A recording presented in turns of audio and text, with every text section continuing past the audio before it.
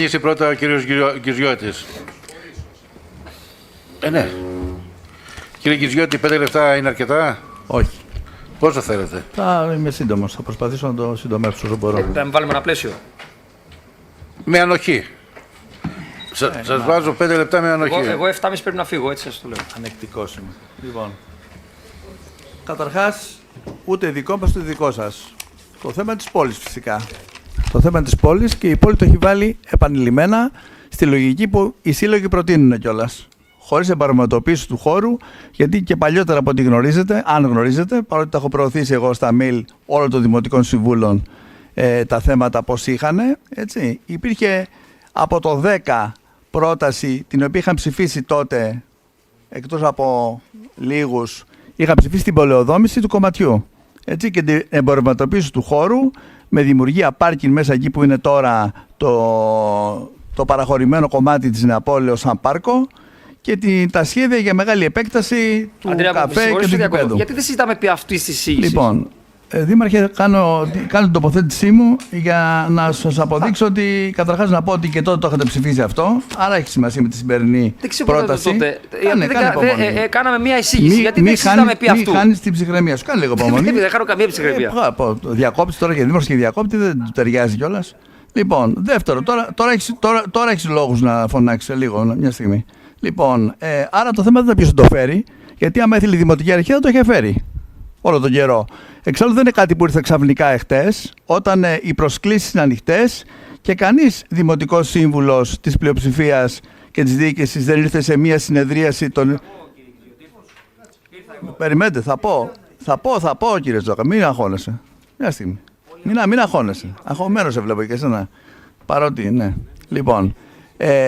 Λοιπόν, στη συνδιαμόρφωση της συνολικής αυτής πρότασης, ας πούμε, εκτός από την ανοιχτή συνεδρίαση που είχε κάνει το Διοικητικό Συμβούλιο του Τσακού, που ήρθε ο κύριος Τσόκας, κυρία Σιούλα και η Διευθύντρια της Πολεοδομίας, έτσι, οι οποίοι διαψευστήκαν στη συνέχεια της συζήτησης, μας κατηγορήσαν ότι υπάρχουν πολιτικά κίνητρα και αυτά και ιδεολειψίες και φύγαν και από την κουβέντα.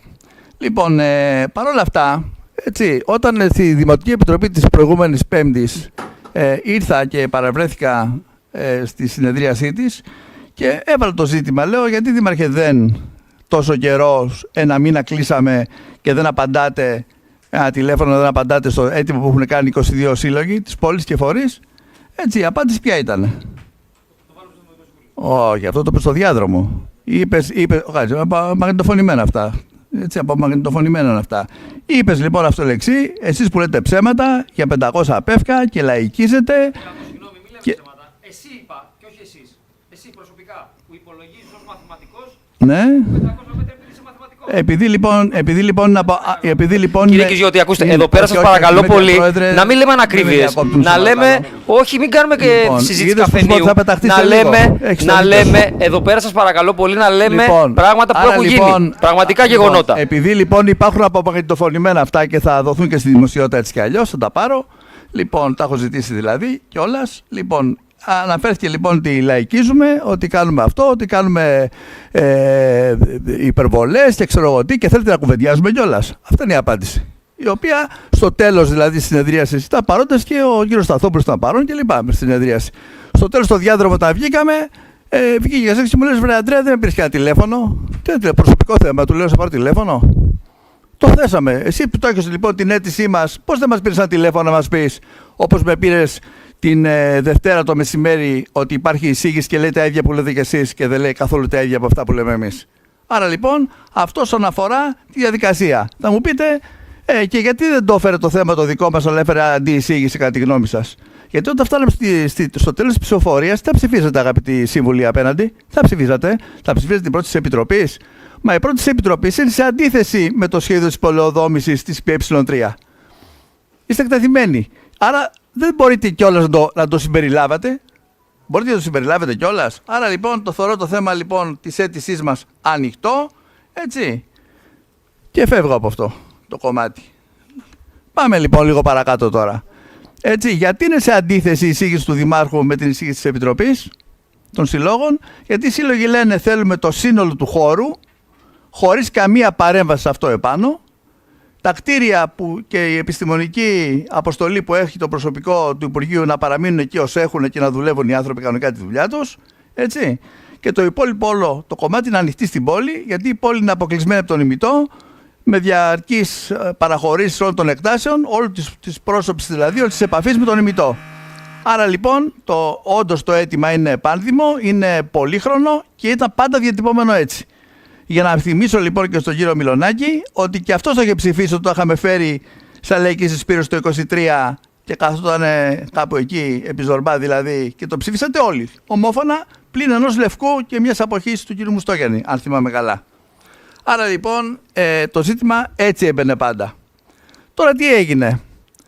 Το σχέδιο για πολεοδόμηση λοιπόν που υπάρχει σε απόφαση του Δημοτικού Συμβουλίου το 10, σε 4 διαδοχικές συνεδριάσεις τα πρακτικά υπάρχουν και εσείς μπορείτε να τα βρείτε εξάλλου. Έτσι, τι προβλέπει. Προβλέπει πολεοδόμηση, προβλέπει δρόμο περιφερειακό προφανώς, προβλέπει 12 τετράγωνα που θα φτιαχτούν στο χώρο, προβλέπει πάρκινγκ, προβλέπει κι άλλα. Βέβαια έχει ανατεθεί μελέτη τώρα, καινούργια μελέτη έχει ανατεθεί, δεν ξέρω αν θα αλλάξει την παλιά, θα την επικαιροποιήσει, δεν υπάρχουν τα στοιχεία. Θα περιμένουμε να τη μάθουμε. Η μελέτη που έχει ανατεθεί στην εταιρεία που μελετάει το χώρο. Όμως ήρθε μία απόφαση της Δημοτικής Επιτροπής που ζητούσε την αποψήλωση ενός κομματιού μιας ζώνης πλάτους 10 μέτρων, 10 μέτρης, που ξεκίναγε δηλαδή από την είσοδο στο Όπους, συνεχιζόταν παράλληλα με τη μάντρα του Υπουργείου Αγροτικής Ανάπτυξης, κατέβαινε δεξιά και έβγαινε στην Καλαβρίτων. 10 μέτρη ζώνη πυροπροστασίας.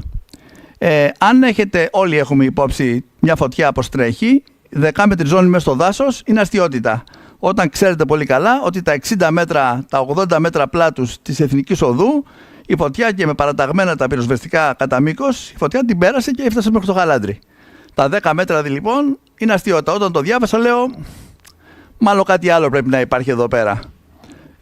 Και βέβαια υπήρχε, γιατί την ίδια μέρα το απόγευμα, η μία από τις 3 προτάσεις που η μελετητική ομάδα για το τοπικό πολεοδομικό τι πρότεινε, 10 μέτρα πλάτους δρόμο, επέκταση στο οδού Γραβιάς μέσα στο δάσος, που θα περπατήσει ακριβώς στο δρόμο που η εταιρεία του Νίκου του Χλίκα, Έρκο κλπ. Είχε κάνει τη μελέτη. Άρα δηλαδή θέλαμε να κόψουμε από πριν, να ανοίξουμε το δρόμο για να περάσει ο δρόμος. Να περάσει ο δρόμος, έτσι, για ποιο λόγο? Να φτιάξουμε μια μικρή περιφερειακή δεύτερη μέσα στον ημιτό?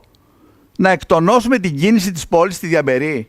Αυτό είναι αστιότητα. Δηλαδή, ένα παιδάκι να ρωτήσεις, ένα πρωτοετή ας πούμε πολεοδόμο πολυτεχνείου, θα σου πει: μα όταν ανοίγεις δρόμο, αυξάνεις την κίνηση. Δεν την αποκλείεις τη στιγμή που είναι και ένας δρόμος μέσα στην πόλη. Να πεις ότι την εκτόνωνε και έβγαζε στον κόσμο τη διαμπερή κίνηση έξω από την πόλη, να το συζητάγαμε. Έτσι, αλλά το παίρνει από την Γραβιάς και από το κολέγιο, που έχει τη σημασία του δηλαδή το όνομα που είπα, λοιπόν, και τον βγάζει στην Καλαβρίτων. Και χαλάει το βουνό και εννοείται ότι ό,τι έχει φτιαχτεί, πείτε μου, σε έναν δρόμο που πέρασε από ένα δάσος και το κομμάτι που ήταν από το δρόμο μέχρι την πόλη δεν χτίστηκε. Τώρα, χτίσματα που λένε τώρα αθλητισμού, πολιτισμού, εκπαίδευση κλπ. Τα πάντα μπορούν να γίνουν, και γήπεδα και τένις και κολέγια και δακτήρια και επέκταση και τα πάντα. Όλα. Και προφανώς πάρκι να εξυπηρετούν αυτούς που θέλουν οι άνθρωποι να πάνε να αθληθούν. Τελικά θα χτιστεί το υπόλοιπο κομμάτι. Άρα λοιπόν είναι υποκρισία, έτσι, να λέμε ας πούμε ότι η πρόταση η οποία καταθέτει η Επιτροπή και είναι σε διαμετρική αντίθεση με την πολεοδόμηση της ΠΕ3 πρέπει να συμπεριληφθεί, συμπεριλαμβάνεται ή επεκτείνεται σε σχέση με την πρόταση που εμείς σαν φορείς έχουμε κάνει. Λοιπόν, εκεί λοιπόν υπάρχει μεγάλη αντίθεση η δικιά μας, γι' αυτό και ο λόγος είναι που ζητάμε, δεν χρειάζεται, σας ευχαριστούμε πολύ, δεν χρειάζεται να συμπεριλάβετε την πρόταση, γιατί θα υπάρχει και θέμα ερμηνείας. Θα σου λέει, κάτσε ρε παιδί μου, εδώ το ψήφισμα λέει καμία παρέμβαση μέσα. Το άλλο λέει να πολεοδομήσουμε, να κάνουμε, να κόψουμε, να ράψουμε. Πώς ταιριάζουν αυτά τα δύο? Θα εκτεθείτε και σε αυτό που τα διαβάζετε δηλαδή. Εν πάση περιπτώσει, επειδή γνωρίζουμε πολύ καλά όλοι μας, και εγώ αρκετά καλά, ότι τα ζητήματα δεν κρίνονται εδώ πέρα μέσα στην αίθουσα αυτή. Μην σας πω ότι είναι δευτερεύον το θέμα, έτσι, της όποιας απόφασης. Τα ζητήματα κρίνονται στον κόσμο.